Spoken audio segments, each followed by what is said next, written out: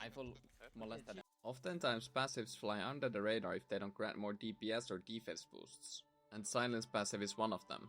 While this passive is very nice, it certainly excels in certain areas whilst falling quite hard in others. You wouldn't want to min-max it in large scale as the diminishing returns will make it worthless. But it absolutely demolishes everything in small to mid scale. You'll understand what I mean in a moment. Starting with its stats. They're pretty nice. It definitely stands out from the rest of the arcane passives, and I appreciate not only the fact that it scales with item power, but it also stacks from using skills. It's been a very common theme with some of the passives nowadays. If we look at the Frost passive from Frost Staff lineup and the Magic Force passive in the Holy Staff tree. Who uses that one? Moving on, what exactly does this passive do?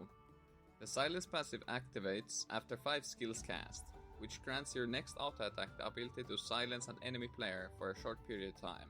Now it's important to know that the auto attack speed itself is slightly faster when used on a one-hand staff compared to a two-handed one, making it a lot more consistent when used on a def tank like Arcane. This passive will also always silence for its max value under certain conditions. Every form of CC in Albion has diminishing returns, meaning your first stun is always stunning for its maximum value. But if you cycle the same type of CC within 5 to 10 seconds, it will be up to 50% shorter duration.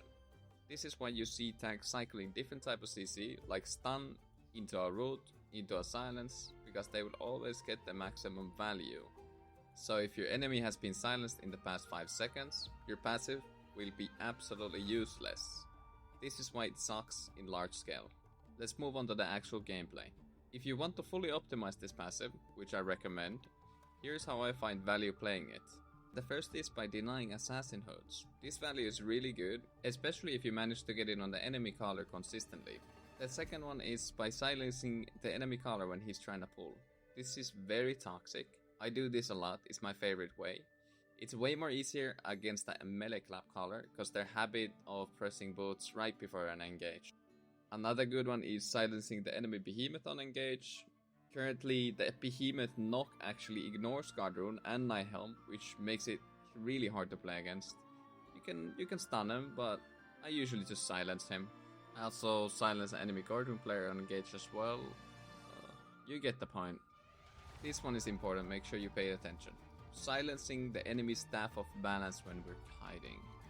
Once the enemy sub dismounts behind you, like they always do, you have to wait couple seconds for his cooldowns and then passive him immediately. This buys your Zerg time to get to safety, and you should also follow it up with a Tornado Pot to force his blink as well. This is really important because sub is the number one counter to Kite Zergs and will lead into a wipe if you let him play for free. There's a lot of risk involved with using this passive to its maximum potential. And while playing this, it made me realize that without a solid Kite Zerg, this passive wouldn't excel as hard as it does. Having a good caller who is good at visualizing engages, a DPS who kills the clump instantly, and a good root call usage, allowing me to have mana throughout the whole fight. You could even go further and awaken a weapon with auto attack speed to make it super toxic.